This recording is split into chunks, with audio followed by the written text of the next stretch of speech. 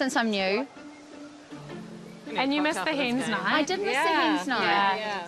Well, I've got a question. Out of the 5 husbands, shag, marry, kill. Is it me, or does Kara come across as attention-seeking?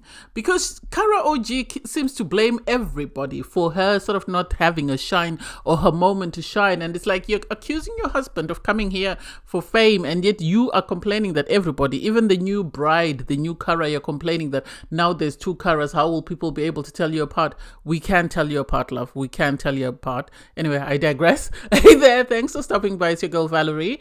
Welcome to my channel. If you're new here, don't forget to subscribe, click the like button, turn on the notification bell for when I upload new videos, share, and definitely leave a comment. In this episode, I'll be reviewing Married at First Sight New Zealand, Season 4, Episode 6.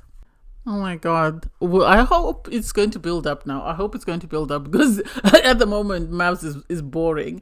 Anyway, so you have the couples just sort of reminiscing on the day's activities from the previous event with the couple meet up and seeing where they stand. And James and Sam seem to be in a very good place, actually. They seem to be very content with their pairing. They seem to be very comfortable around each other. They're talking about hair being everywhere. She's comfortable with his sleep apnea. He confirmed that he does have sleep apnea, so he's got a CPAP machine. They seem at peace. When you see them, you wouldn't expect them to be doing as well as they are, because everyone initially was saying it's only been 12 hours. Well, they're saying they've been married for 2 days, so it's 48 hours, and they still seem to be in very good books. You have Maddie sort of saying that off camera, Nathaniel is very relaxed and is a very easygoing guy, and she really likes what she sees off camera, which is good, because most people complain that some people play up on camera and then off camera they're very bad. So she actually put it down to him being nervous to be on camera, which I really liked. I like Nathaniel. I feel sorry for him that he's paired up with Maddie. They might be the best of friends by the end of the experiment. I don't know whether they'll be a happily married couple. And the producers are messy for having her laugh sort of echo all over the island. It's just like, please don't do that. You have Perepe and Steph. They seem to be in a good place. They seem to have found their groove. They did a TikTok and he's happy about that. And so that was cute to see. And then I don't get Kara. I wish one day, my wish is for when on Married at First Sight, somebody says, you're not my type. I wish the other person would also say, you're not my type as well. That way they humble each other, because people seem to want to. I feel like Kara thinks she's better than, and this is why she keeps going on about he's not my type, he's not my type. When you say he's not your type, what is your type? Let us know. And have you asked him, am I your type? Has he said you are his type anyway? Because it could be you're not his type as well, but he's just being polite. And for her to groan and moan, oh, he's not as bubbly or as cheerful as he's been. He's not, he seems very, very more reserved. And it's like, yeah, you humiliated him in front of all the other couples. What do you expect? Do you expect him to be doing cartwheels? Make it make sense. Make it make sense. The fact that she has the audacity to say, I feel like I'm being silenced. And it's like, who's silencing who? Has he told you to keep quiet, or is that just you feeling that way? Oh, I'm a big character. There's nothing big character about her. Even when she was on the girls trip, the only thing she said was the size of a guy's nose dictates the size of his, manhood. That's the only thing that she did that stood out. Otherwise, there was nothing standoutish about her. So I don't get why she feels like she's a big character. Somebody must have lied to her. Anyway, I digress. So all the couples receive invites to a wedding, because there's the 5th and final couple getting married, and everyone is sort of trying to decipher who's the couple getting married, what do they look like, and it's like, at least we have somebody else come in. Let's see what sort of pairing that is, because the ones at the moment ain't it. So the next 2 people to be married are Kara. She's 31. Apparently her mom saw the advert for Married at First Sight and signed her up. And if you watch the American version, you remember where, what was her name? I've actually forgotten her name. I forget their names unless they're my favorites. Whose mom signed her up, and things didn't work out the way that the mom thought they would. And so for Kara, she's there on her own, because obviously these weddings are being seen as people eloping. She says she's got siblings. They're very close. She actually speaks to one of her brothers who's younger than her and who's married already. She's 31. And so we then get to meet her groom, Jesse, because she says she's very reserved, so she wants someone who's outgoing.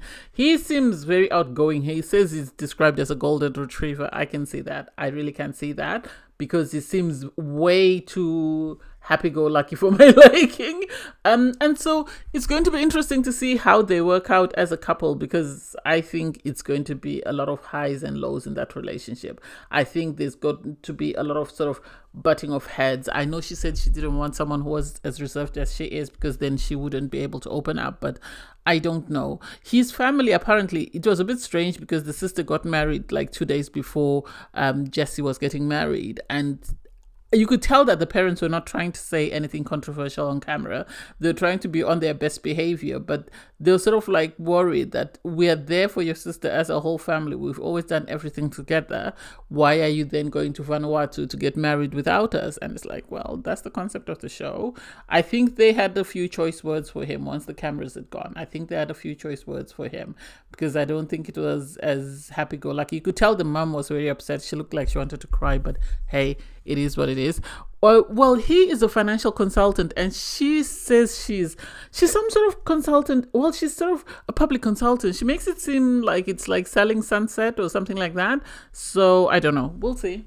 It's actually cute to see Jesse, his excitement when he meets his bride. And Kara also seems relieved, I think, because he must have been excited. You know, she must have been excited that she was matched with actually a good-looking guy. He's quite tall, and so he's 29 going on to 30. She's 31. So their age gap will only be a year, which is totally different to poor Nathaniel, who's settled with someone who's like 6 or 7 years older than him. Their vows were short and sweet. And Piripi was like, their vows were very light. They were not as intense as ours. And it's like, Piripi, stop. But it was cute to see how excited they were when they saw each other. And there seems to be a spark there. And they seem to be willing to sort of explore that. Sadly, they didn't have any family members sort of come with them. I don't know whether it's because the producers were sort of bringing all the other couples, so they didn't want to run the risk of exposing the rest of the couples, especially given the fact that Jesse had just been at a wedding the day before when his sister got married. It was sweet to see how supportive the rest of the couples were, although it was too much information, in my opinion, because everyone was throwing their advice at, Jesse when he was waiting for his bride. And it's like, maybe just leave him, let him, explore and experience everything the same way you did when you went through your experience. I know you're very protective and you want to make sure that you're giving him the best of advice, but I think they'll be fine. And even after they said their vows, when they were taking pictures, they were very cutesy. Yeah, there was a bit of awkwardness because this is someone you've just met, but they were keen to kiss one another, which was good. And then they sat down to have a conversation, and it seems like they're both sort of in finance, or Kara is sort of merging into finance. And so that was cute to see that they share, the same sort of career path, which is something they could discuss. I know it can be boring if the two of you work in the same sector to sort of discuss the same thing at home and at work. So I don't know how that will go on. Everybody else was expressing their opinions about the new couple and sort of giving opinions on whether they think they're a perfect match. And everybody seems impressed that they seem to really like one another. They seem to really seem attracted to one another. So they can't wait. Obviously, they sat down with the rest of the group. And then Kara starts. Michael's Kara. We'll call her OG, as she said she wants to be called. I don't think the problem is Michael. I think the problem is Kara. I'm going to say this. The problem is not Michael. The problem is Kara. Because when she found out that the other bride was called Kara, she's like, oh, well, how will I be known? How will people be able to differentiate us? And it's like, please, you're two totally different. You're very tall. She's not as tall as you. Your build is not the same. The hair might look slightly the same, but that's it. Why do you always want to stand out? Stand out on your own and don't blame other people for dimming your light, because it seems you are the one who's not able to stand up on your own 2 feet. And because you're not able to stand up on your own 2 feet and shine, you're now blaming everybody else around you. First it was Michael, and we all thought Michael is the problem because he's got a big character. You've barely met this lady and already you're complaining that now how will people be able to differentiate us? Please take several seats and sit down somewhere before we, make some funny remarks about you.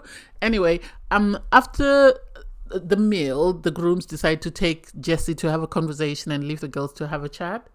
So the husbands go for a chat and the ladies stay back. And Cara decides to come up with a genius idea of let's play shag, marry, or kill. And it's like, who told you that was a genius idea? Who told you? And what makes you feel like this is the best thing to do or to say to a group of people you've just met less than 2-3 hours ago? Make it make sense. The mathing. I think the producers must have asked her to play that. And you could tell some people felt some type of way, especially with Sam. Sam really likes James, so she really wasn't up to playing any silly games for silly prizes. She did say she would marry her husband because she really loves her husband. A lot of people actually liked Piripi, which was cute. I was taken aback by Maddie saying she would shag Pirip, and it's like, oh my god, poor little boy. But anyway, it is what it is. So it makes me question whether that's maybe her type then. I don't know. The guys had, these conversations. They were actually heartwarming, whereby they were talking about why they signed up to the experiment. Pirip apparently has never really had a serious relationship, so he thought he would give this a shot. With Nathaniel. Nathaniel is a sweet, sweet soul who should have been matched with someone who really wanted to get married, someone more age appropriate. I don't mean there's any problems with marrying someone who's older than you, but I just think Maddie's a bit too much for poor Nathaniel. She's going to eat him alive for breakfast. And so I don't know. This game, I have a feeling, is going to come back to bite someone. It is going to, because the guys were talking about, emotional stuff meant to build you and sort of uplifting one another, and the ladies are busy playing snog, marry, kill, and I'm like, this is not going to end well. This is where the drama starts, because once the husbands find what their wife said, then there's going to be a problem. Yeah, you had Cara saying, oh, I didn't mean for people to take it that seriously. It seems some people, yes, they do, because they're really connected to their partners and they feel some type of way and are very protective. This is why you need to read the room. You could have said anything. You could have said, tell me about your husband's best quality or worst quality. That would have been better than this game. This game is going to lead to a lot of tension and explosion. So when the guys come back, it's revealed that, the girls are playing snog, marry, kill. And for me, I'm surprised that they just brushed over it.